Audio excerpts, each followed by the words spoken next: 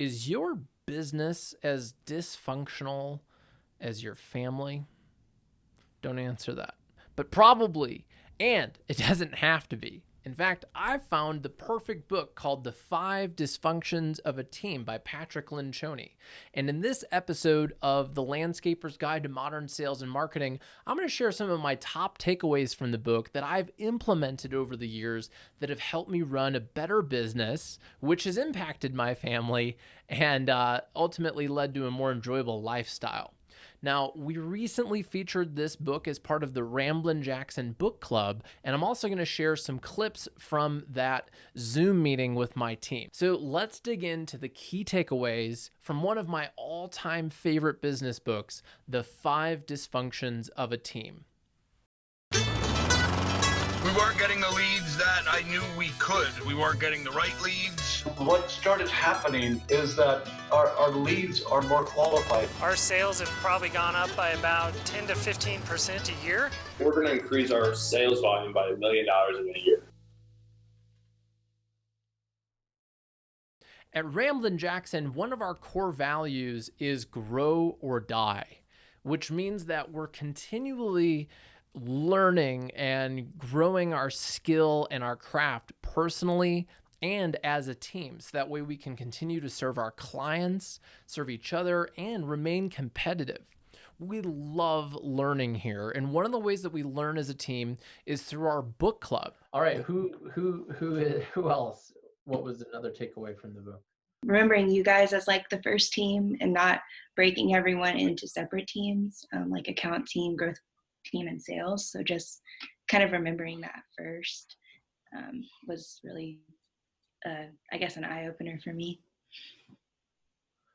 Yeah, and then also in one of the, on page 88, they talk about politics when people choose their words and actions based on how they want others to react rather than based on what they really think. You know, personally, that is something I can relate to. I think a lot about how people will react before I speak.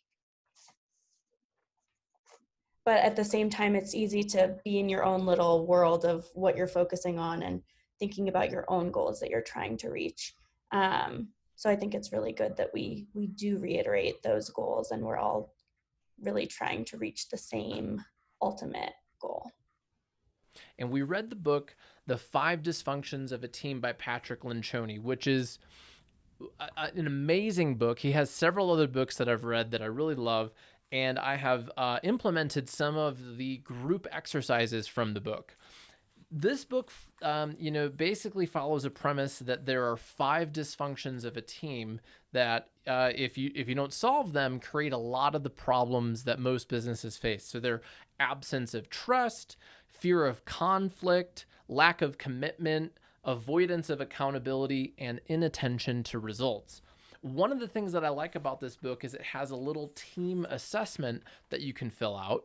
And we created a quick little Google form for our team to fill out.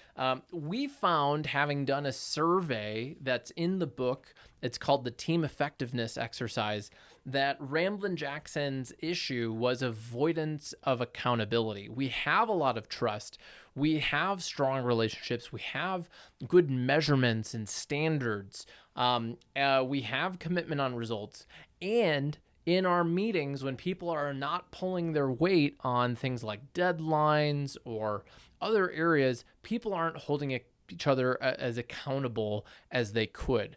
And so this book has something called the team effectiveness exercise, where you go one by one. The leader of the team goes first, receiving feedback from the team on their biggest strength and contribution to the team, and then their biggest weakness and their biggest detractor. Now, we ended up having an extremely productive conversation, and hey, I'll go first.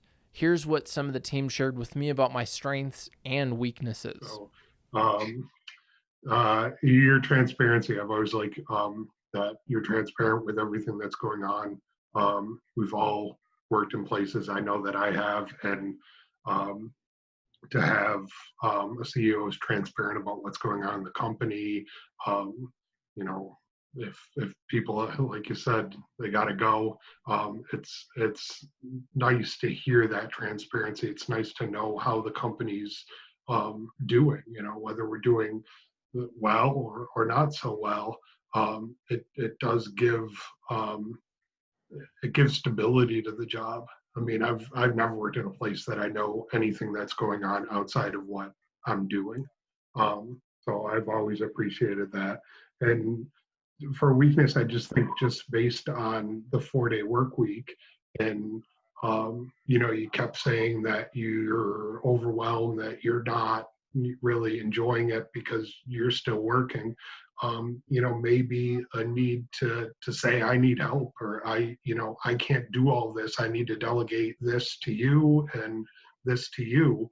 Would it make your life a little bit easier? And I think it would make the company a little bit stronger. You don't need to do everything. You have a lot of qualified people who have a pretty wide set of skills. So, don't be afraid to ask for help.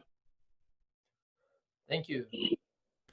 Everyone was initially a little anxious to do this exercise, but ultimately I shared with the team, as long as you're respectful in sharing feedback with other people, you can't really go wrong.